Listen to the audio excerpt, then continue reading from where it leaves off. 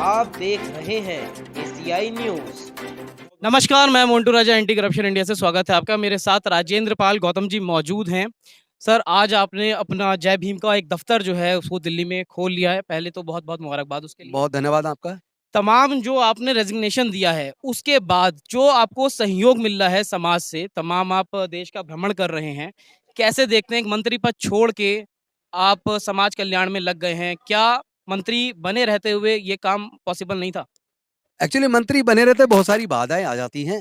उतनी स्वच्छंदता नहीं होती जितना आदमी फ्री होकर देखिए पहली बात तो मैं एक वकील हूँ और वकील एक स्वतंत्र पेशा है तो वो स्वतंत्र व्यक्ति तो जो संकल्प लेता है, उस संकल्प के लिए वो सब कुछ छोड़ सकता है। मेरा संकल्प है भारत में शांति कायम हो, मानवता कायम हो, भारत में नफ़रत का दौर खत्म हो, जो जाति और धर्म के नाम पे उन्माद है वो बंद हो और जो लोगों की दलित पिछड़े आदिवासियों की मूंछ रखने पर, मंदिर प्रवेश पर, मूर्ति छू लेने पर, घड़ा छूने पर हत्या हो रही है, वो बंद होना चाहिए। इससे देश कमज़ोर होता है।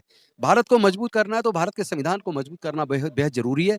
सब लोग भारत से प्यार करें, भारतीय संविधान को ही धर्म मानें।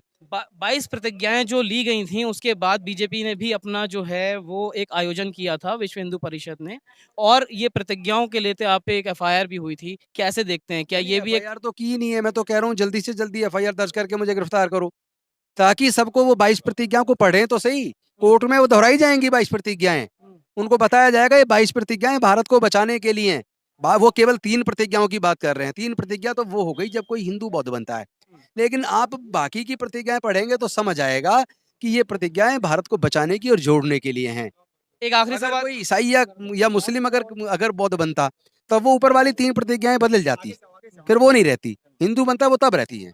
तो अंत में एक सवाल ये लेना चाहेंगे आपसे सर कि आज जो एक देश के अंदर अगर बात की जाए कि दलित नेता के तौर पे आपका एक चेहरा उभर के आ रहा है सामने, ना कि केवल दलित, जो अल्पसंख्यक हैं वो भी आपको सहयोग दे रहे हैं। इसके पीछे का कारण और आगे की रणनीति क्या रहेगी? एक ही बात है कि देश के लोग नफ़रत नहीं चाहते, देश के लोग जाति और धर्म के नाम पे उन्माद नहीं चाहते और देश में जो जाति के आधार पर उत्पीड़न है वो नहीं चाहते।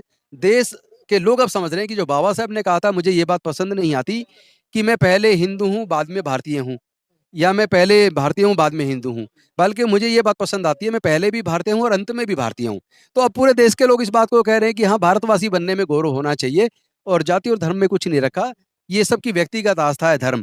तो वो व्यक्तिगत आस्था सबकी बरकरार कर, सबको एक-दूसरे की रिस्पेक्ट करनी चाहिए, एक-दूसरे की आस्था की रिस्पेक्ट करनी देश के चाहिए। लिए संदेश?